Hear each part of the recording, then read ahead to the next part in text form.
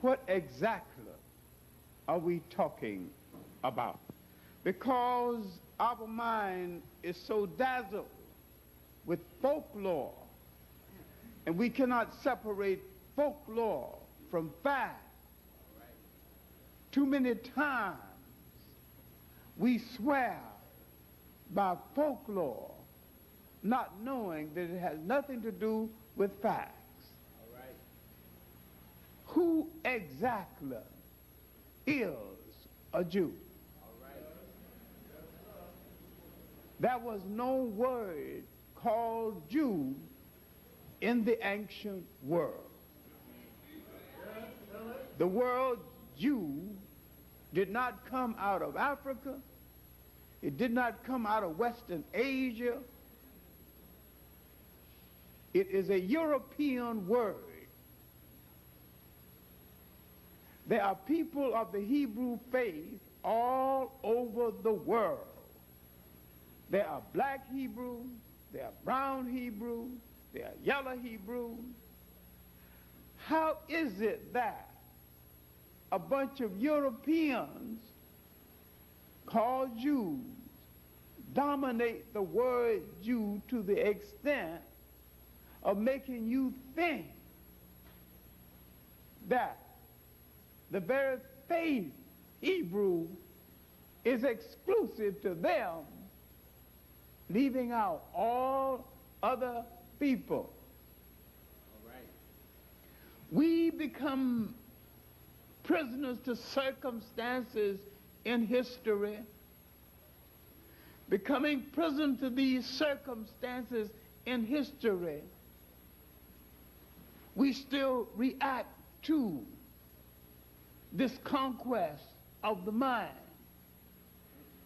In slavery, we wanted to associate ourselves with the people who had escaped from something. So we read a Jewish escape story called the Exodus. And we believed it. And we didn't examine the story. Because if you examine the story, you will find the story is told to instill faith in a people. And sometimes, if a story is told to instill faith and truth, the illustration used to get the point across need not be true.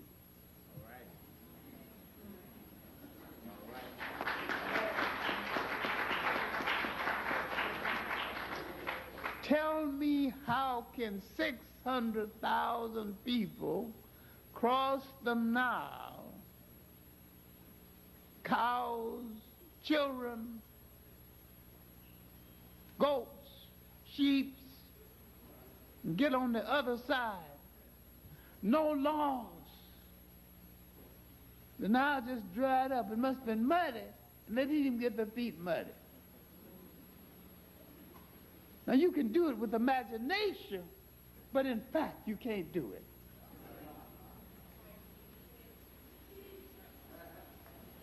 They copied, these Western Asian people copied Nile Valley folk stories, personified themselves into the story, and sold you your own story, and you bought it.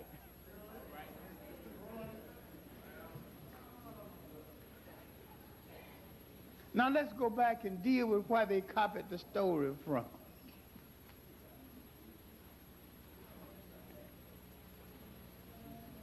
There's a 3-volume work published by the University of Chicago on Egyptian literature.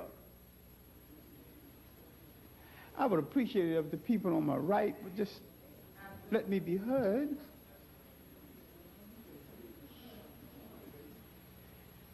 Dealing with Egyptian literature.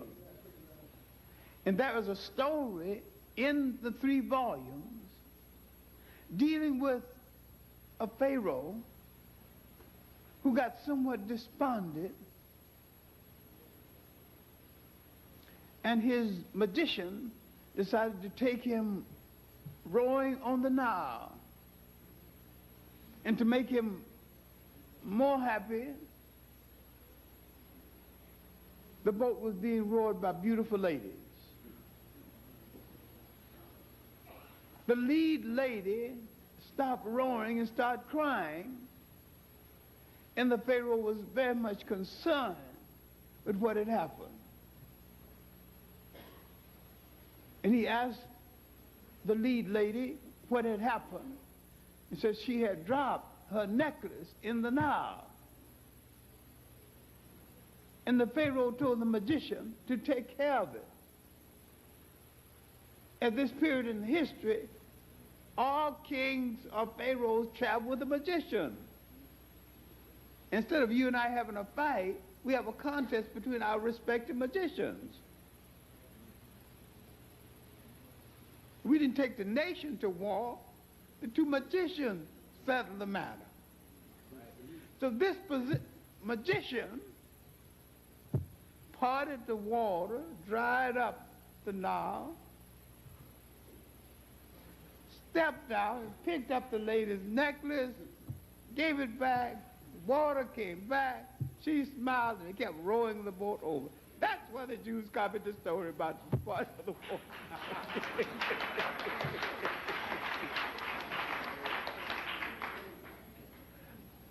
What I am saying is that at this period in history, there was no such thing as a Jew. There were Western Asian people who later joined the Hebrew faith. There was an extensive series on the history of the Jews. They gave them an artificial history before Babylonia. But they had no clear history before their entry into Africa as visitors seeking food and shelter. There in Africa, they sought and found food and shelter. They entered Africa with no clear language, no clear religion, and no clear culture. When they left, they came as 70 in number. They left 600,000 in number. They had a culture, a language, and a religion when they left, all taken from Africa. They were not Hebrews when they got there, but they were Hebrews when they left.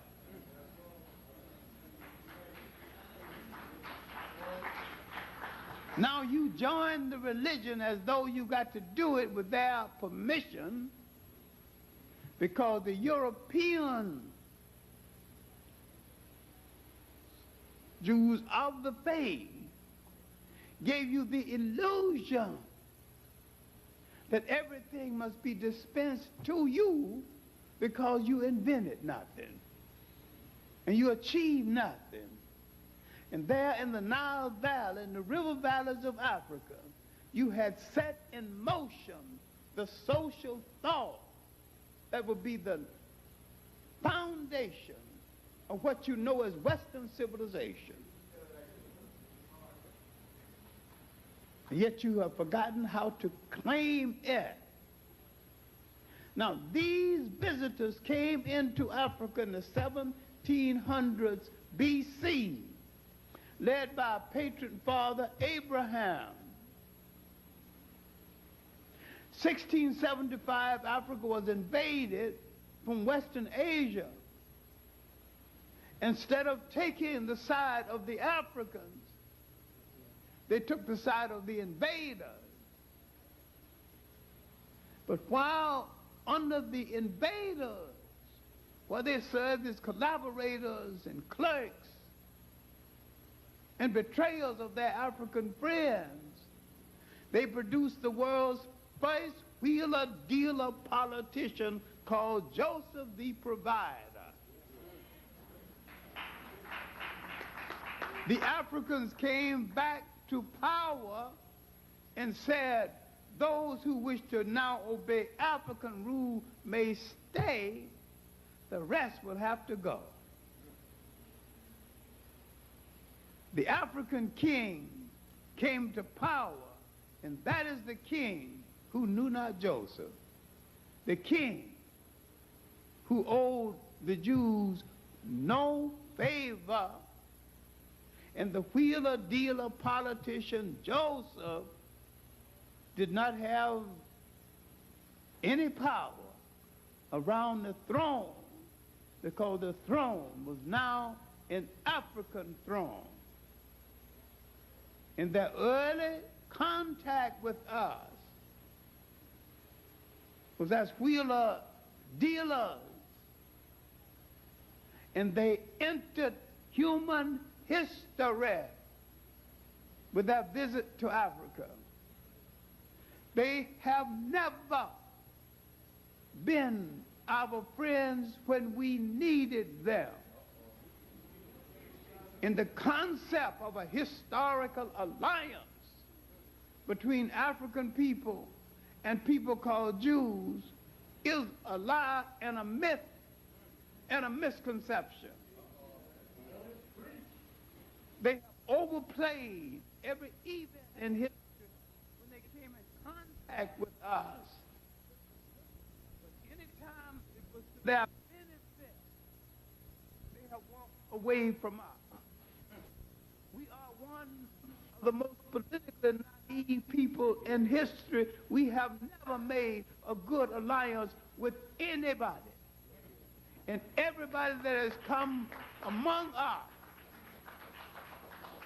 have shown that they would betray us anytime it was to their benefit. There is no exception, right or left. That's true of every religion, it's true of every politics, and it's true of every single ethnic group. Now you want to play a whole lot of ethnic partner games. I think you should make alliance with other ethnic groups, but watch the alliance. You should be partners.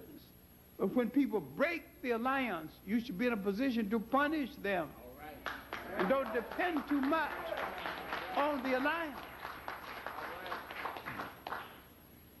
Now, after this period, we have to deal with it now, because we are not dealing with Jews, because there are no Jews at this juncture in history.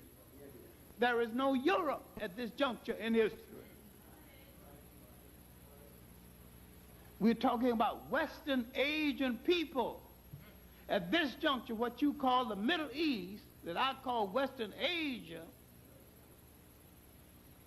was Northwest Africa. And this is documented in a book called When Egypt Ruled the East. All of those Mediterranean mulattoes and Indo-Europeans who would drift down to this area later wasn't there at this time in history. We are not arguing about the color of that vast number of people, because the only semi-European people, and they were mixed, were the Romans and the Greeks. We're not arguing about the color of Christ. I don't argue his blackness. I argue his non-Europeanness, his non-whiteness. Ain't no possibility that he could have been white. Now, when we look at what we are talking about in the change of the world, let's look at this event in history and the reaction to it Is it incidental that while carrying the cross up the hill, he's got 12 disciples? None of them stepped forward to help him with the cross. How about that? Who came forward? An Ethiopian, Simon of Cyrene. Couldn't this been a brother helping a brother? Otherwise, why nobody else helped him? Took that cross up that hill. I'm trying to show you where we related to the humanity of all people, but all people have not related to our humanity. We have been the true believers. Now, after the Romans destroyed the last temple of the people of the Hebrew faith, 70 A.D., now you got to watch it. You've got to study the migration patterns of the world. Where did those Western Asian people go? I see no migration pattern that took them into Europe.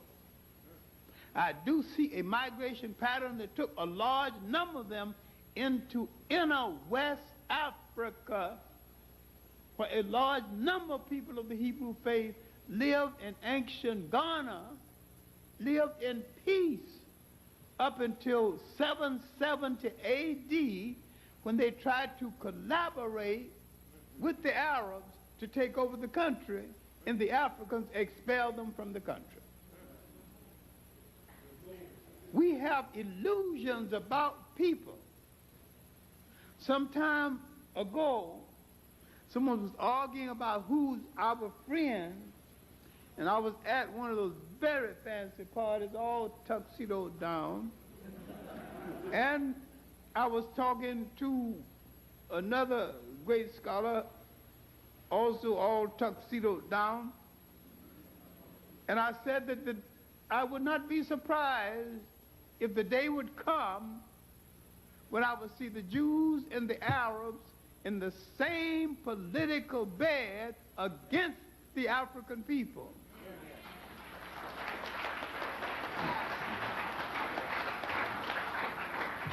The professor who was listening to me, who was well known and has a name similar to mine, was livid. And we could not misbehave among all those millionaires and well-dressed, well-perfumed ladies. And so all I said is that competent historians do the same thing to prove their cases as competent lawyers. They cite a precedent. Right. They point where it has already happened. There has already been a relationship between Africans and Jews and Arabs in Spain for 800 years, when the African was the military arm that held Spain and the Mediterranean.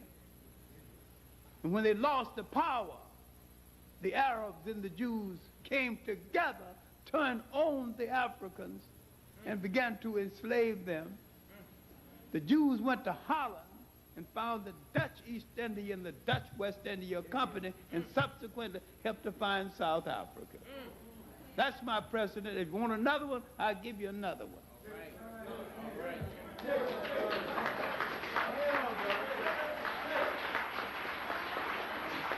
Now, the same thing is happening in Detroit right now, where there's a large Arab population and a Jewish population. The same thing is happening around the Sea Island of Georgia, where they're pushing a lot of these blacks out of those islands in Georgia to build condos. Jews and Arab money together against blacks. My point is that these two people allegedly Semitic, neither one happened to be our friend. I have not heard a Jewish professor or any other professor give me a clear definition of a Semitic. If you can't tell me what is a Semitic, you can't tell me what is an anti-Semitic.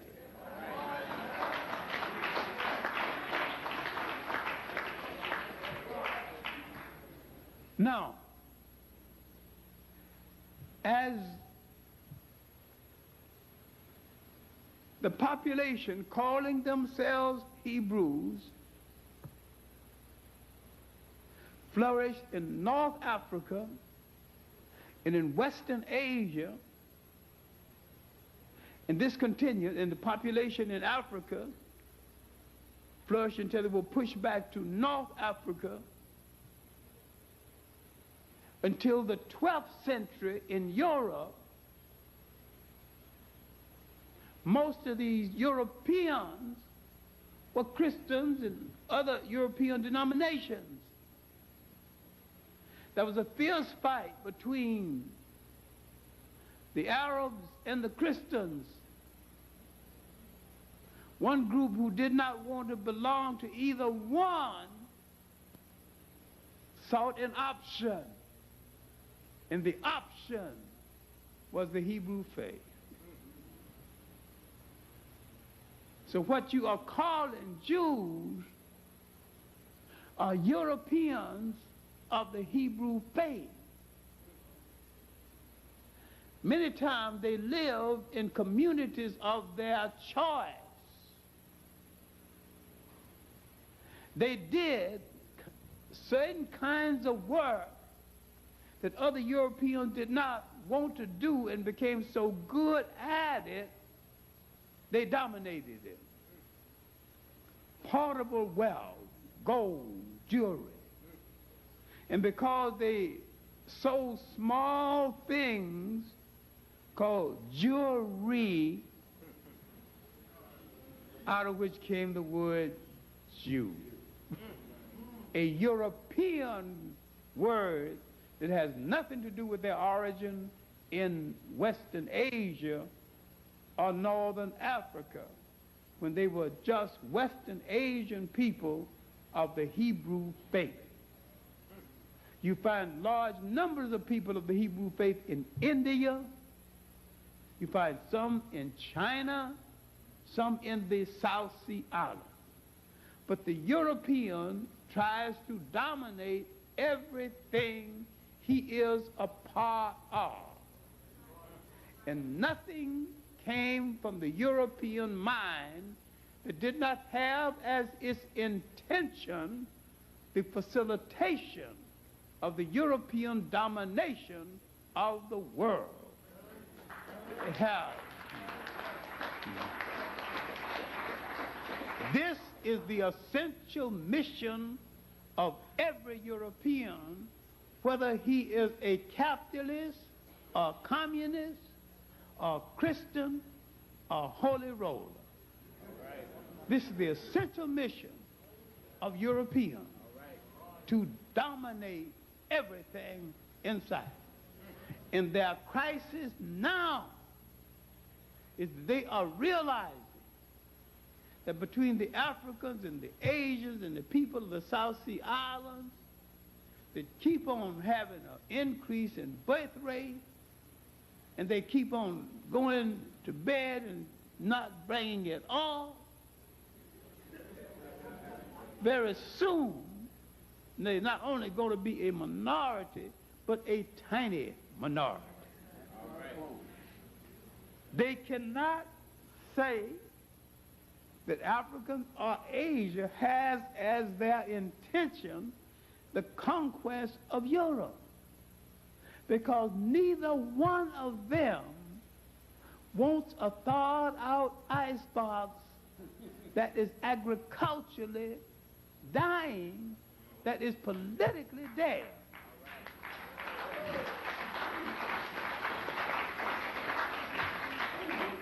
So the greatest punishment we can inflict on them is to leave them in their misery.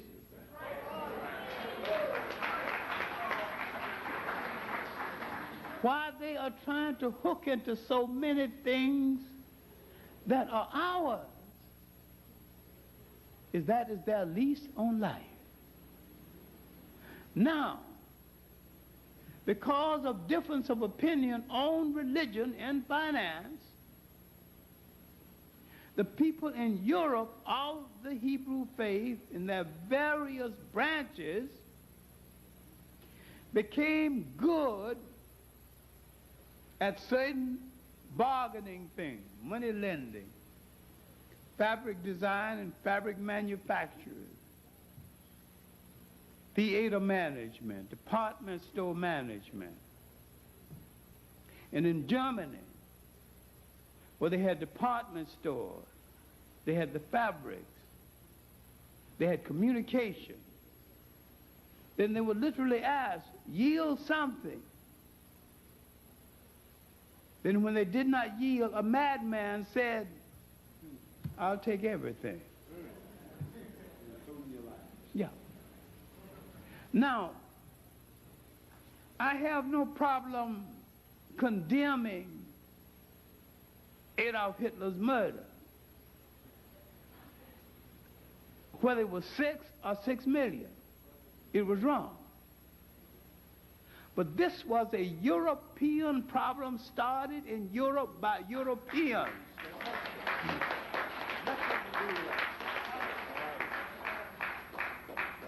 I am sick of these Europeans washing everybody's face with this and not confronting this as a European problem. Go to Europe and get it settled. Those are the ones who started it. Now, in the 1880s, a lot of people of the Hebrew faith had the illusion that they were just like other Europeans, that they were integrated. And once they got their behinds kicked and were excluded out of things, they began to have the idea that they needed a state of their own. They didn't exactly know where the state would be, but they drew the idea of a state from mythology, because they never had a state that wasn't stolen property. Their homeland of the European Jew is Europe. Now they can go back into folklore and mythology and tell you about a God named Yahweh who told them to get thee to Palestine and get their homeland. But who told you that God was ever in the real estate business? All right. And who told the God that Palestine was unoccupied?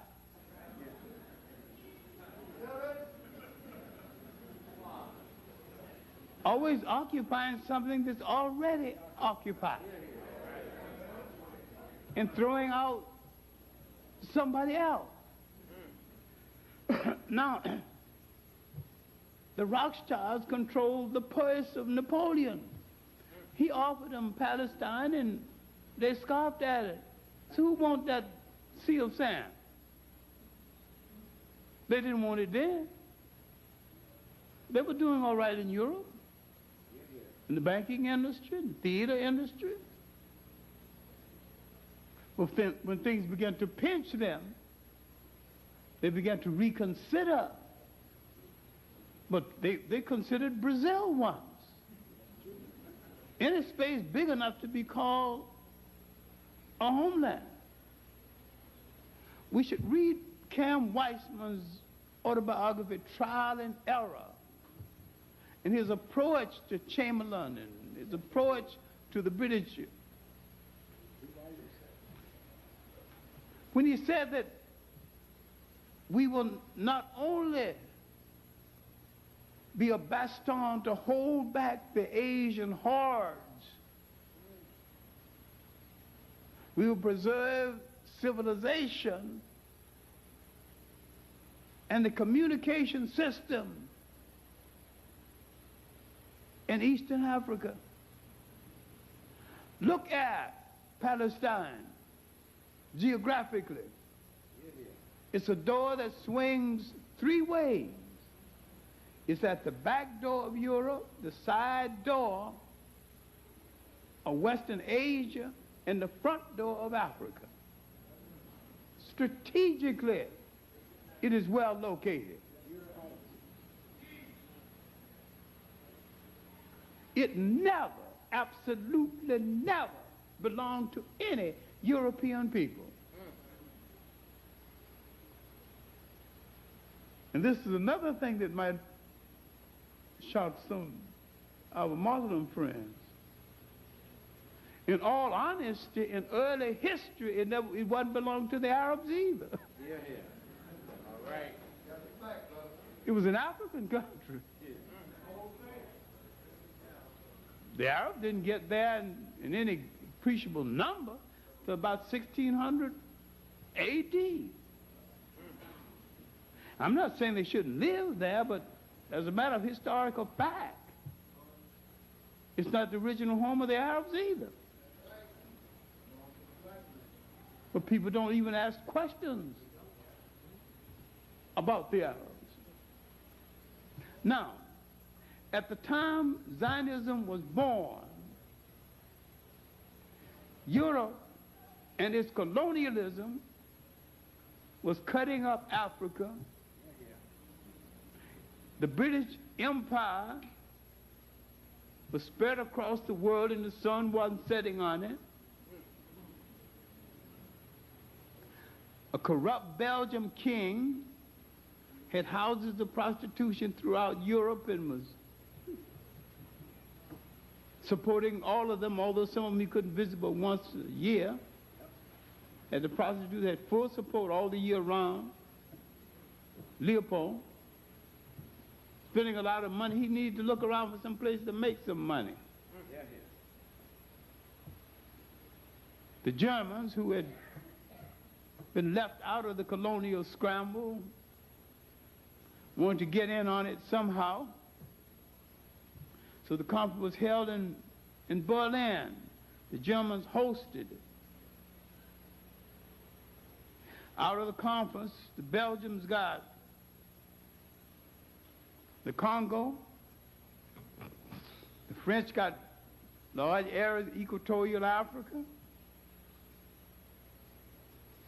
Later, the Germans would get 4 good pieces in Africa: Tanzania, Namibia, Southwest Africa, then called the Cameroons and Togo. Portuguese would get a little more. The largest piece really actually went to the French. They got all of equatorial Africa, equivalent of about 16 nations out of it. Not a single African was consulted. The main thing is that slavery was a business. Jews in countries where slavery was a business was just as much in the business as anyone else. And no apologies. In the colonial business, they were just as much in it as anyone else. In the domination of the West Indian trade, they were just as much in it as anyone else.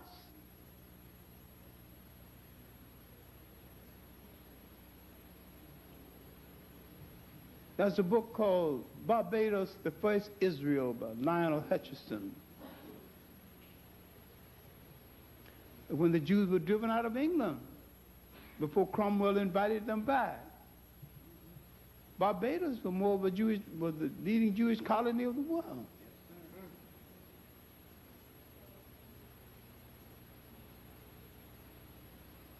And when we look at Christopher Columbus and his exploration, why did some countries in South America have 16 synagogues? If they didn't have no Jews, what would they do with so many synagogues?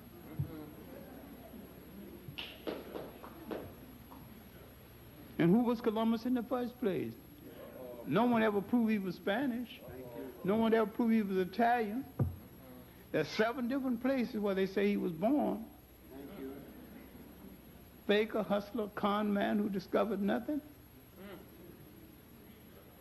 Some evidence proved he was Jews. Why did the Jews have to leave Spain? They were the money managers of Spain, the grandees. All this is so well documented. There's a book by a Jewish writer, I think, William Katz, and it's called Israel in Europe. Read the chapter called The Jews in Spain. The Africans and the Arabs installed them in Spain as the money managers. When the Africans and the Arabs lost in Spain, they had no mercy in turning on both of them. Spain was whitening up. If Spain was whitening up and expelled the Africans and the Arabs and expelled the Jews too, Spain didn't consider the Jews white, didn't consider the Arabs white, it didn't consider the Africans white, of course.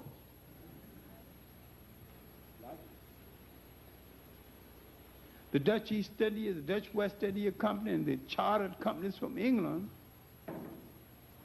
set colonialism in motion. My main point is that Zionism and the spread of colonialism walk side by side. In the mythological historical alliance people are speaking about never existed. And that the infiltration of Jews into our organizations, conspicuously giving $1 and making sure their picture got taken while they're giving it, was an element of control. All right. All right. Their job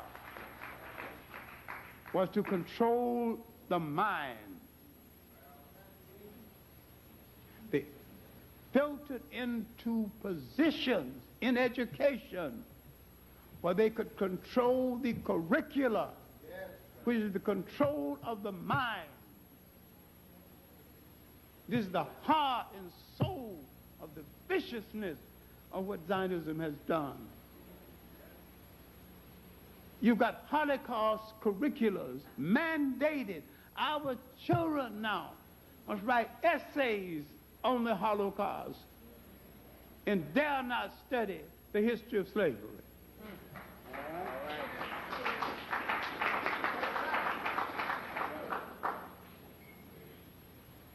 And you've got teachers who will not teach African history and can get away with it because the union is not going to do anything about it. Right.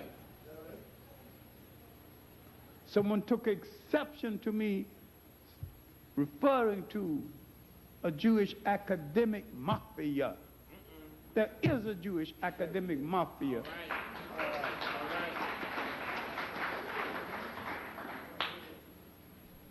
And people are afraid of that academic mafia. All right. I encountered that just today.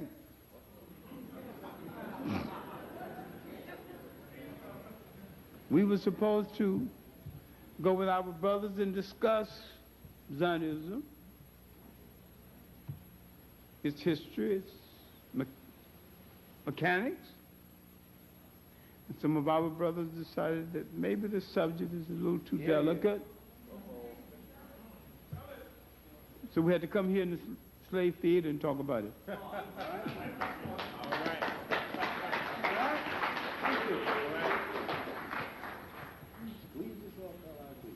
And yet we've always had a sympathetic attachment to the Jewish people because we think they are the people of the book. That's because we don't know the book. That's right. All right. All right.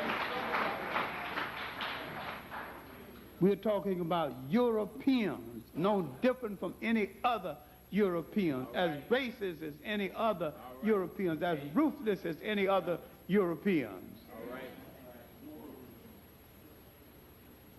You think you're talking about Moses' relatives. That's right. Moses had nothing to do with the people we're talking about. All right.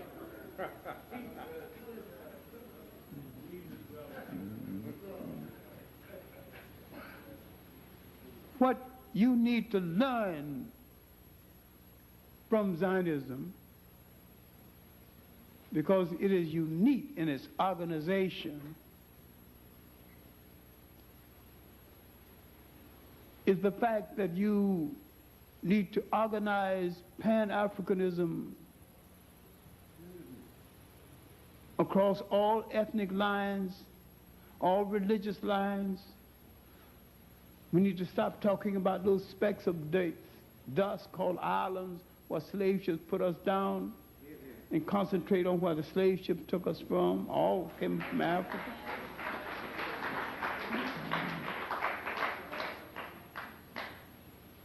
We need to create a world movement of African people, put our finances together. All right. All right. I just got a transcript of something today that I'm developing into a pamphlet, Pan-Africanism as a priesthood. I said we need to make a priesthood out of being free.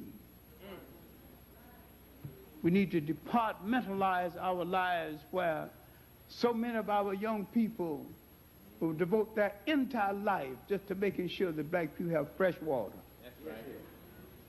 So many, let's make sure that our people have good shoes. That's right. He belonged to the shoe sainthood. That's right. Priesthood of the shoemakers. All right. And be honored. Come in, oh, this is nice shoemakers. Those are the people who keeps us in shoes. All right. As the people who takes care of the farm. All right. Those are the mechanic priesthood. Same as any other sainthood.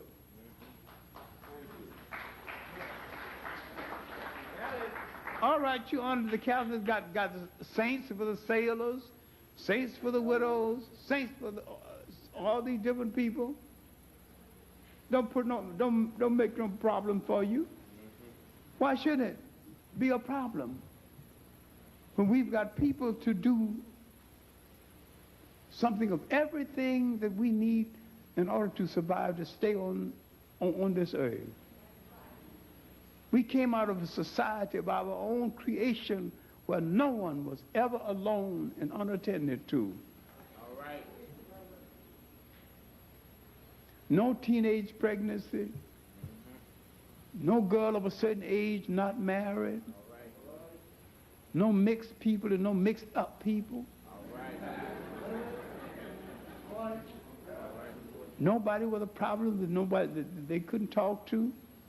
And yet no psychiatrist. No sociologists. None of these spineology people. That's right. And yet we were getting along. Our heads were straight. No heart attacks. Right. No strokes. Nobody shouted. All right.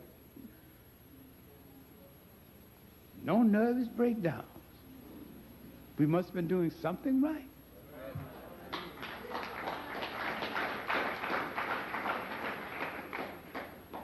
Now let's look at Zionism and let us close, because Zionism is an extension of European mechanism of world dominance.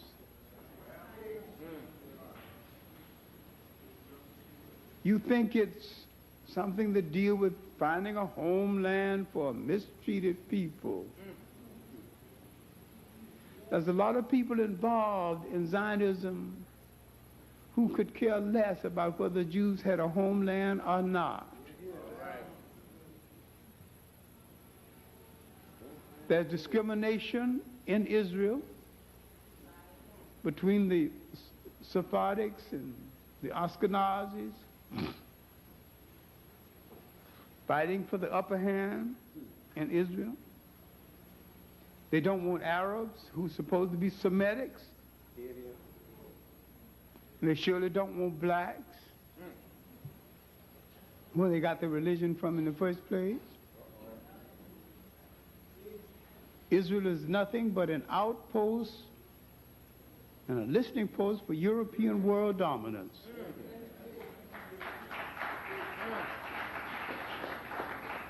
Here's a nation that can take 25-mile corridor inside of another nation's country, and they're not even called imperialists. They need a safety zone. Now, suppose America needed a safety zone between her and Canada. Take 25 miles inside of Canada. That's my safety zone. You better not come in. Your own country.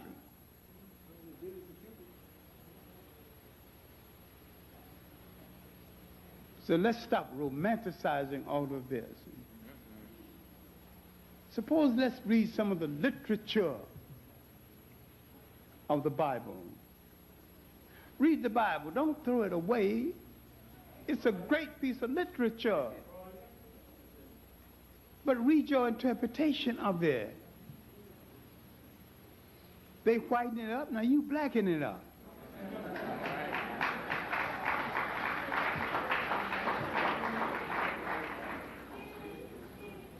Look at it from your point of view. Read some of John Jackson's work on it. Pagan origins of the Christ myth. Christianity before Christ. It was all old before they formalized it and dogmatized it.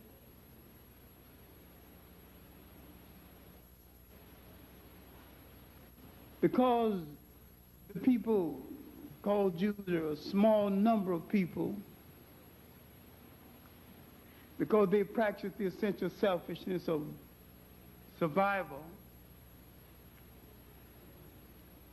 In order to stay on this earth, they had to be, thought they had to be manipulators, and they're good at it.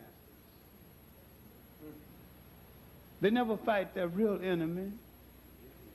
They must always create an enemy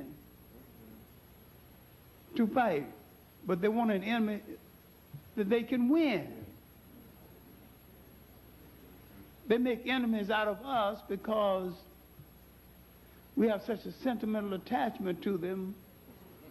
We don't fight back because if we fought back, we're fighting the people of the book. And then we look at that white Christ in our church, oh no, we're fighting his people. Then you hold back. And that's Michelangelo's picture he painted.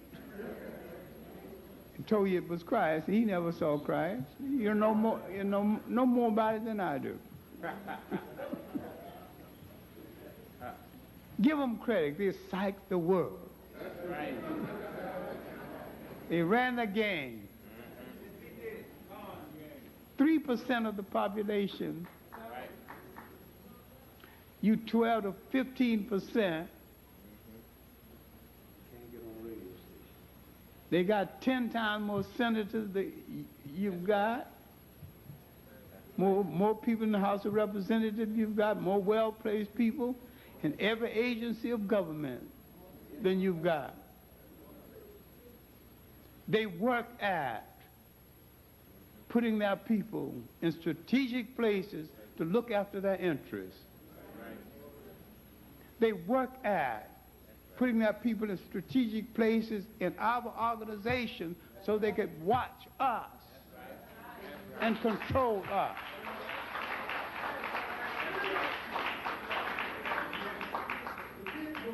We are the only people who integrate on the executive level. That's right. That's right. They integrate on the lower level, but not on the watching level, not on the boardroom level.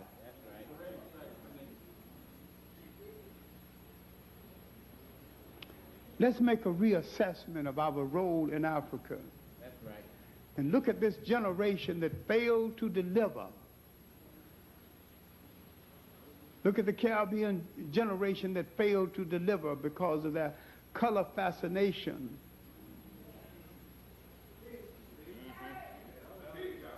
Look at the Africans who created imitation European states and failed to deliver one single African state.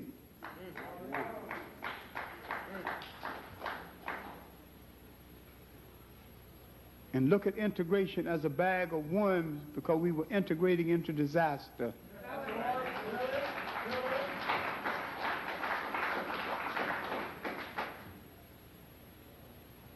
We have to stop letting people confuse us. That's right. That's right.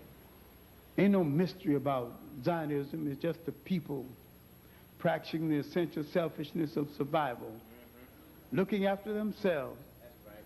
Well, no compunction about looking after themselves at our expense or anybody else's expense if they could get away with it. That's right. You have to ask the question, there are 350 white hate groups in this country. Jews are not fighting any of them. That's right.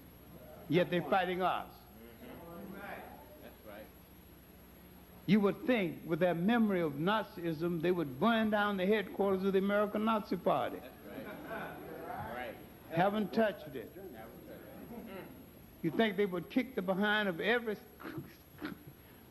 clean head or slick head? Hadn't touched the one of them. Right. That's right. It's an argument between white and white. Then That's right. Right. they won't take on you because you got confusion about the people of the book. That's right. Easy victory. Let's look inward at ourselves and solve some of the differences among ourselves. Peter Noel called me about that silly article he had in the Village Voice, and I was planning to write an article in rebuttal, but I told him between Alton Maddox and Reverend Sharpton, I thought your tail was spanked properly. So he still think I should have written the letter. Let us realize that Zionism has had some great success among us, and that some people have been bought and paid for, and that there are a group of conservative blacks, and I don't know what they're conserving except their miserable obscurity and their tragic cowardice. There is no home but home. And there's no home away from home. If we're going to thrive on this earth, all of us are going to have to come home and settle our differences among ourselves and be an African people and a world people and make up our mind that we will give the world a new humanity. Then say to the world, I've done it once, I'm ready to do it again. Thank you. Dr. Clarke, let's give her a hand.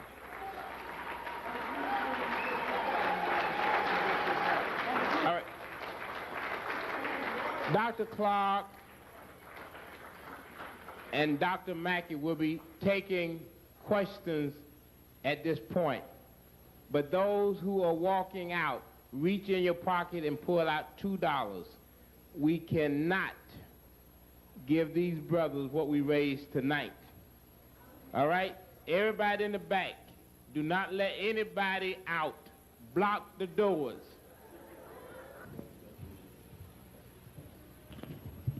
The word Hebrew refers to a religion, and sometimes the people who follow that religion are referred to as Hebrews.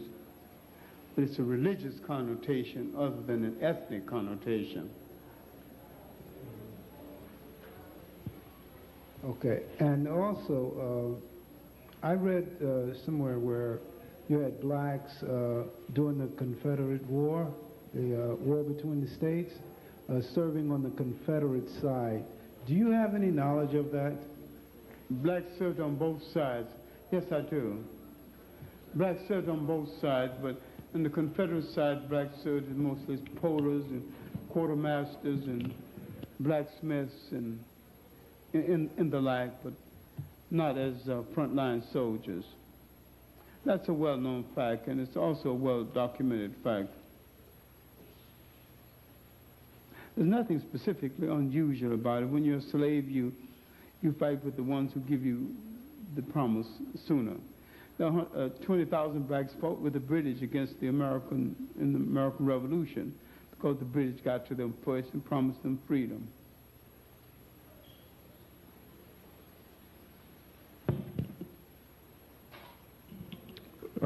Dr. Clarke, could you please tell me whether or not King Leopold, the Belgian king, was he Jewish? I read certain articles that they said he may have been. I never gave it a thought about him being Jewish, but I know that he killed in the Congo 3 times more people than Hitler killed as Jews in the so-called Holocaust. I'm not denying the German Holocaust, but I'm saying that it is small in comparison to other Holocausts in history. E.D. Burrell's work is good on this, and especially his King Leopold's Congo and the Black Man's Burden and the Diaries of Roger Caseman. It's very good on this. And Mark Twain's little book called King Leopold's Soliloquy. Professor Clarke, I often wonder, if there was no Hitler, what would have broke the Europeans back? Marcus Garvey was gone, and what would have been the force would have broken into Africa for us to move forward as a race as we did? If there was no Hitler power. I'll get the drift of the question, but I don't think we moved. No, had there been no Hitler, had there been no World War II, I think colonial hold over the life of people was weakening to the point where they still would have come from under it. And that the war, while helped in a great number of ways, it wasn't absolutely essential to this breakaway. Could I make a comment on that, Dr. Clarke, please? Yes, please, go. No, that's this side. The other part of that, brother, is, and I think my learned colleague will agree with me, you cannot accept, as he said earlier, you don't accept their definitions, World War I, World War II. All of these are actually extensions of the same war. The seeds of World War II had to happen. Are you listening, sir? Yes. It had to happen because World War I had happened. They set in force in the most. Let me give you a concrete example we like to do. What is happening in what they used to call, just until a few weeks ago, they were calling Yugoslavia? Right? How did Yugoslavia come into being? Are you aware? No, I'm not aware. All right. And most people out here not. No crime. They haven't told you. Yugoslavia represented one of those examples you're talking about, where at the end of World War I, the Europeans, just as they did in Africa, they cut off a little piece of Czechoslovakia. They created Yugoslavia and Czechoslovakia out of a lot of other areas of Central Europe. And the reason they did this was to try to protect certain interests. In the process, they created the forces that there's now chickens coming home to roost. The only thing that held Yugoslavia in those that's the term balkanization come from that, where you take something and make a scramble out of it. You follow what I'm saying? Yeah. So as a result, once the hegemony of the Soviets fell apart, all of these people went right back to doing what they did again.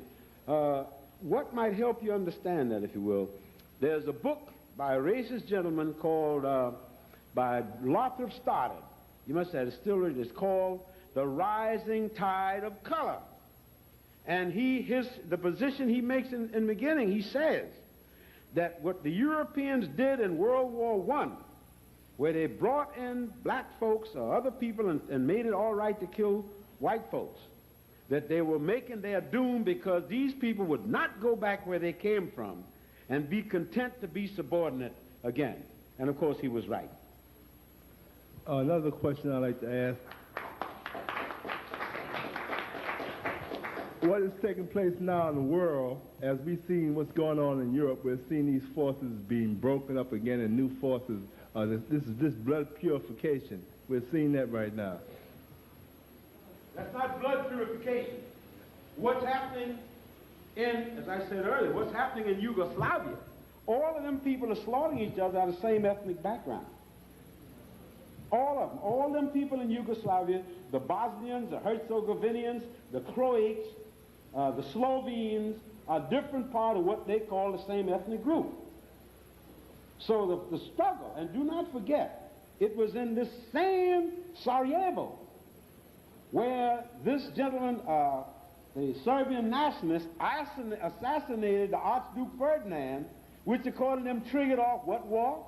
World War I. Now wait a minute, don't turn your back. You got a question here because I'm not turning let me finish this and give it to him because I'm sure he want to add something to it. If you've been looking at, don't let these people do this thing of diverting your attention. I've told you before about the magician diverting your attention while he pulls the 20 million pound elephant out of a top hat. And the other thing, what he's saying about don't believe myths. And what you're saying is important. I'm not criticizing you. Remember, as we speak, Germans are beating up on and burning down barracks where foreign workers are working, and the rest of the Germans are standing up, egging them on, and they're walking around with slogans saying what? Germany for the Germans. What has changed? I don't know if Dr. Clarke may want to. No, we're always looking at other people's fight and hearing other people's words and thinking something is being done for us. If anything's going to be done for us, we're going to have to do it. Thank you very much. You're welcome. Sorry. Dr. Clarke, on the curriculum of inclusion,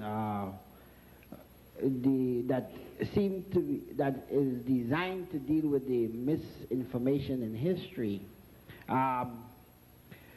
What direction do you think it should take at this time in order to expedite or to achieve the goal that is being sought? I have another one. Well, I have repeatedly said I do not believe in the curriculum of inclusion. I believe in a curriculum of truth and curriculum of correction. And to include my history into a history that is incorrect is like pouring clean water into a dirty glass. I think general history is wrong, and white students are being cheated as well as blacks. I think there needs to be a total revision of history. Then our history needs to be brought into the total revision of history. And just to include our history into an incorrect history is no achievement. Yeah, the other point is, the question is that it is said that the Zionists collaborated with the Nazis in the extermination process. They did. Okay, I mean, could you elaborate? That's well documented in the transfer agreement, and there's some other documented literature on it. It's not even a point where we need to argue. that they did, because they were willing to spare the youth, the rich, and the intellects. And that, Let me just add this. I think you were attending my Thursday night Sunday class. Yeah. And you purchased, I don't know, did you pick up the copy of Fate of the Jews? I did, yeah. I didn't get to it yet. There's a whole chapter in there that Sperlich has. That, oh, I'm sorry. Excuse me. There's a whole chapter in that book of The Fate of the Jews by Froelich, where she deals specifically and document, I think it's chapter 2 of that book. When you go home tonight at your learning furniture, laid out that plus the bibliographical material is right in there. In other words, you've got the documentation in your hands, sir. Yeah, but I think for the general body here, you may want to elaborate. Oh, well, you didn't say that. Dr. Clarke, yes. you made mention of a priesthood, the creation of a priesthood. And it sounds similar to something that I read in Egyptian literature where they speak about the Het Neter, the house of the god, in the sense that Ptah or Thoth or Osiris have their particular house and they specialize in a certain area. You know, they're almost like guilds, you know. I would like you to elaborate on, you know, the particular structure of a priesthood that you're mentioning, and, you know, how could, how could people participate in what you're putting together? I was talking about something more practical. All right, now, if all you can do is to make good safety pins, you would belong to the technical priesthood. And you'd make good safety pins and train others to make good safety pins. But you won't stop at a safety pin, because if you can make a good safety pin, eventually you're going to make a good locomotive.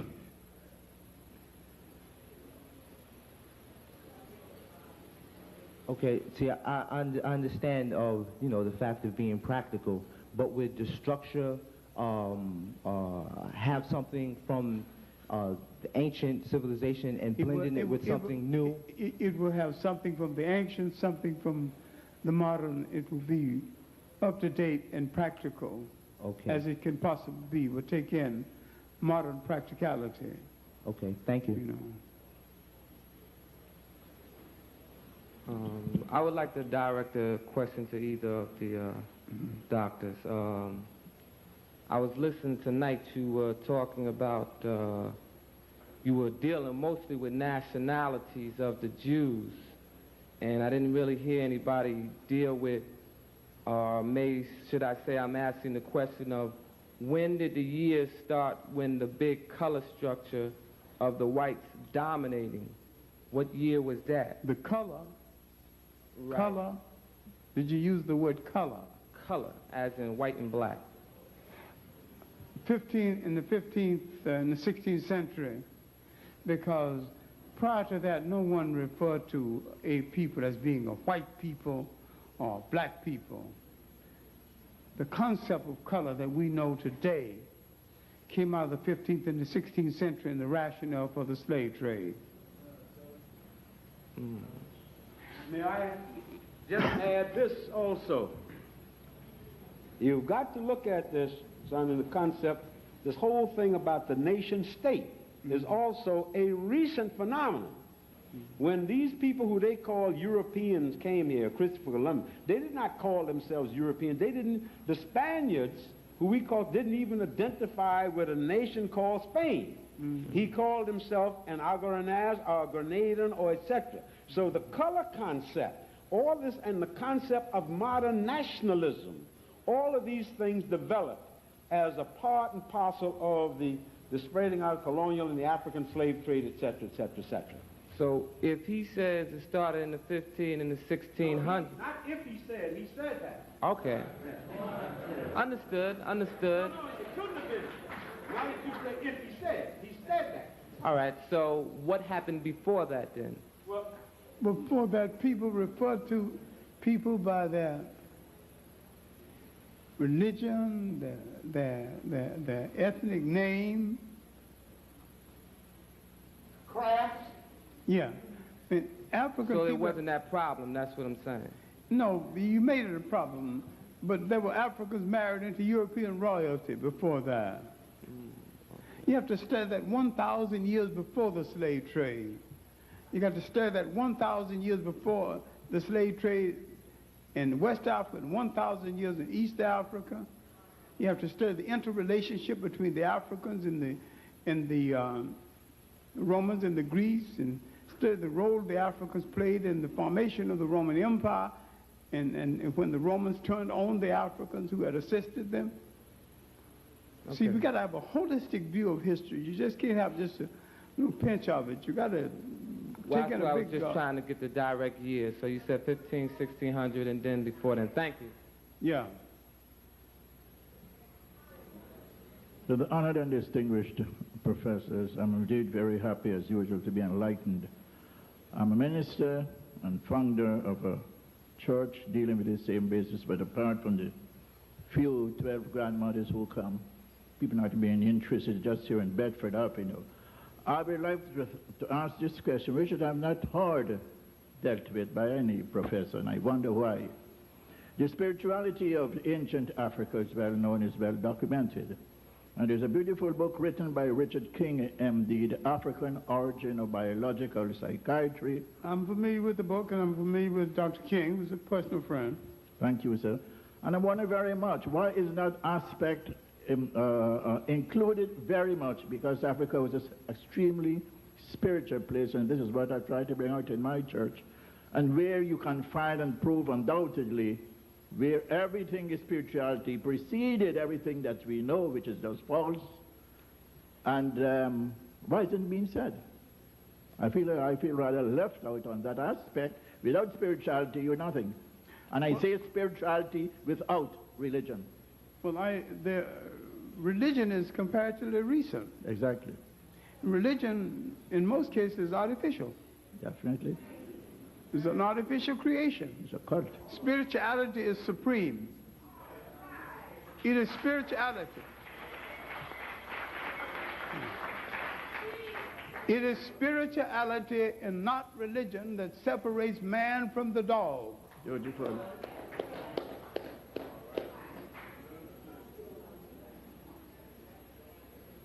Most or all organized Western religions are male chauvinist murder cults.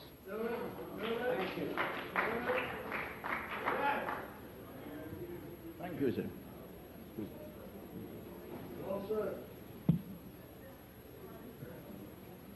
Thank you, Dr. Clarke, for being here. Thank you very much. I'd like to keep this short. What can we do as a United African movement to bring about a united Africa? What should we be doing? Well,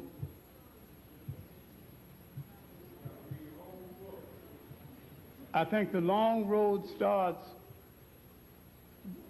with the person in the mirror.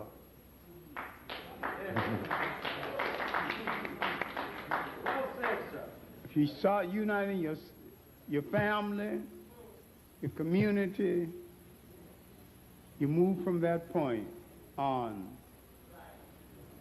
All African people have the interests of all African people.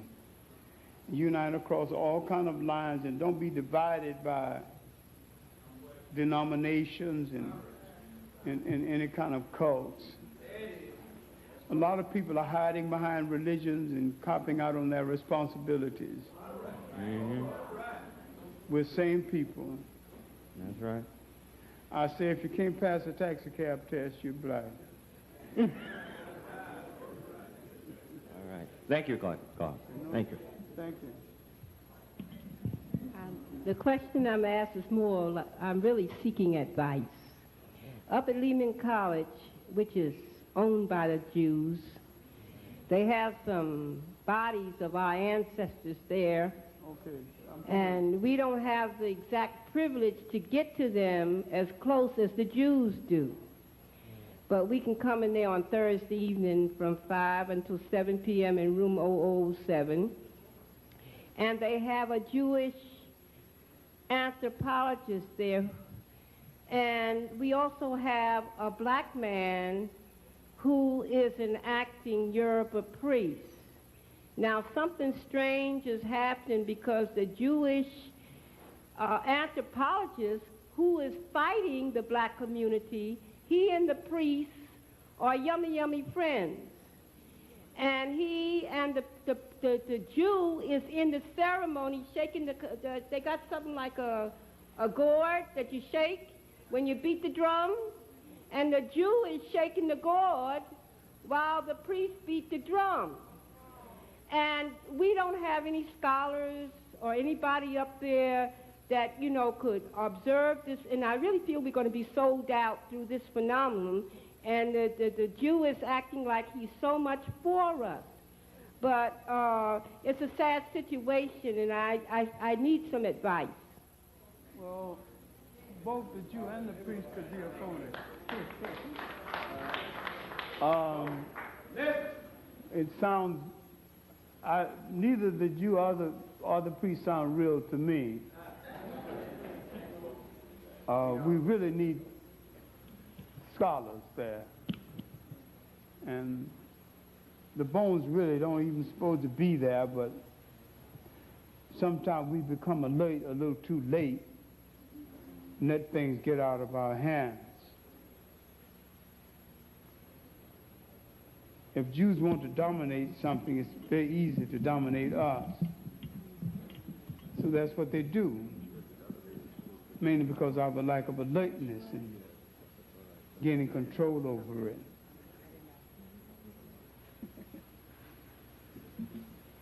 I don't have much patience with overnight people who become priests overnight. I know, see, I've lived in Africa and all over it, and I know that the apprenticeship for a priest is 7 years. People go to Africa, stay a few months and come back a priest. I don't have that much patience for them. I can call myself a priest, but I know that I've never played any false games in my life. I don't intend to.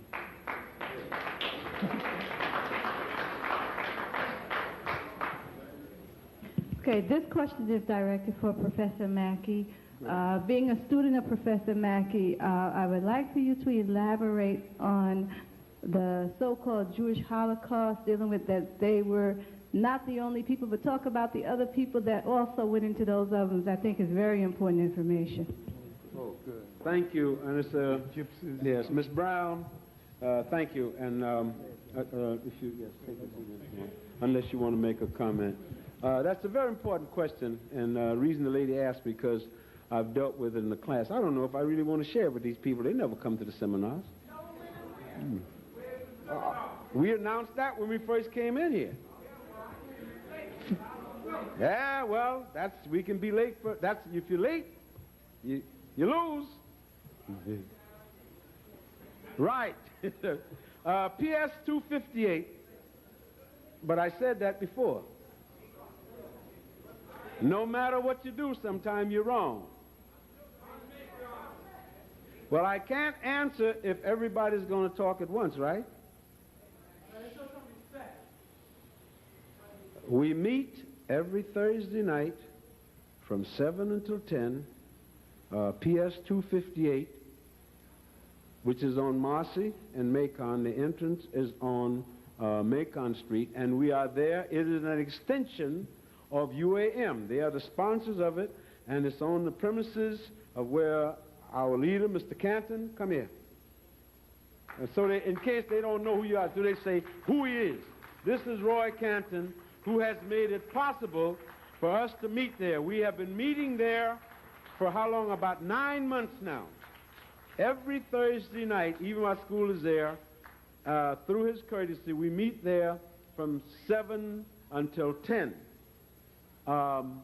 The entrance, as I said, is on Macon Street, and we are on the second floor. Once you come in, we're right down the hall. You wouldn't have a problem. If the door's closed, you ring the bell, and somebody will let you in.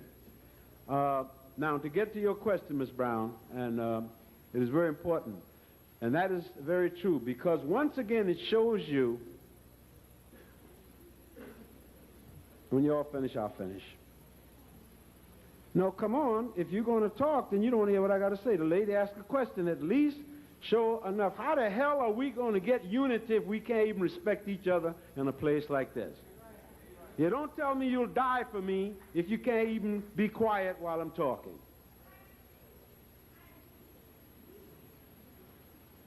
Now, the importance of this is very true because, and it shows on two levels the importance of propaganda and constantly hammering at something.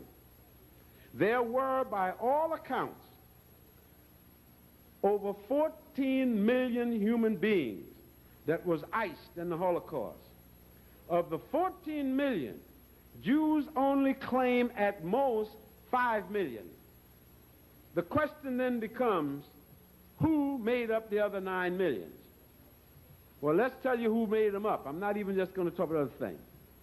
There were 350,000 people of blacks of all kinds. Oh, yes. They captured 75,000 Senegalese who were French soldiers. That's documented.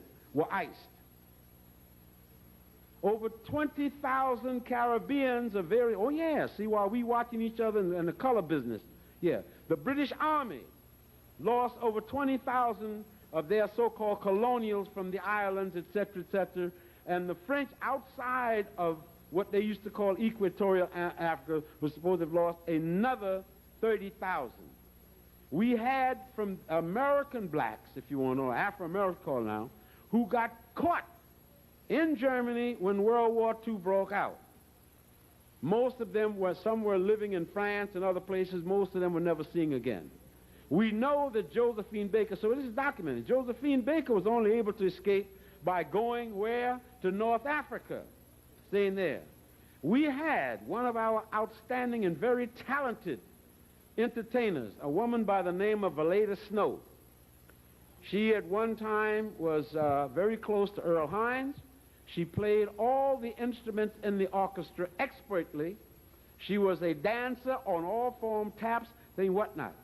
Valeda was captured while on tour in Belgium and was put in a concentration camp, and she was only saved by virtue before the Americans got into the war, and she was gotten out, smuggled out into France, and it ruined this woman. When she came back, her health was ruined. Valeda died, I think, about 1949 or 1950.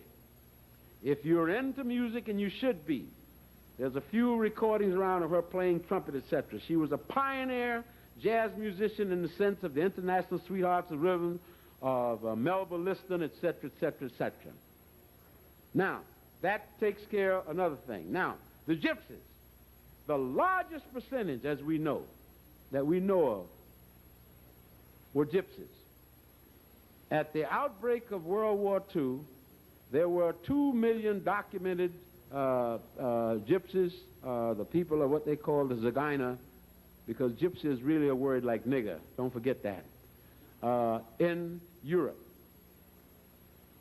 500,000, 500,000 of them were iced. So that's 25%.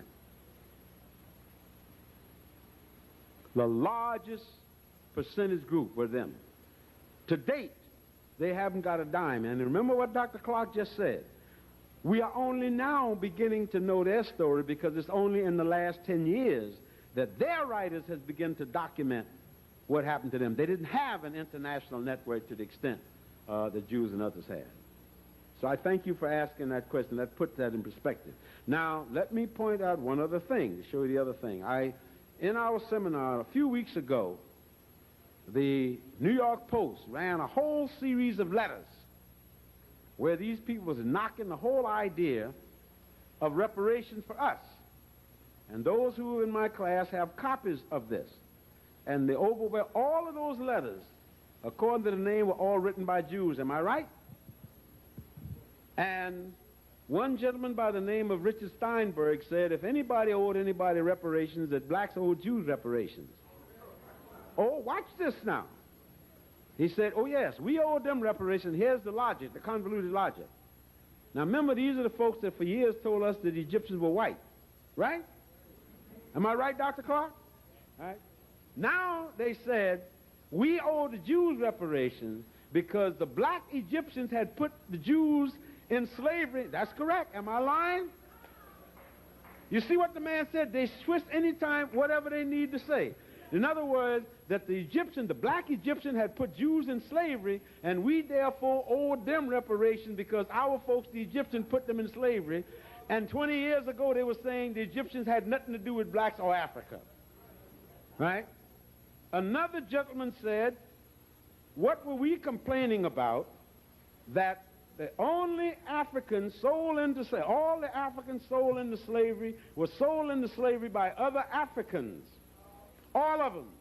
And went on to say, not one white man ever set foot in Africa to sell one slave. All right? The other gentleman took the position that what were we complaining about because over 600,000 people had died here to free us from slavery, almost all of them white. Am I quoting correctly? All right? Almost all of them white. So you see, if you don't get your story out there, right? Another Jewish gentleman said, and don't laugh, this whole reparations bit for us was a joke because we could not hold the present generations responsible for what other generations had done. So I would expect that next week I will see that the World Jewish Congress, the American Jewish Congress, and the Zionists will all come together for a joint conference where they will repudiate any more reparations from Germany for the Holocaust, and of course will return all monies that they have received so far.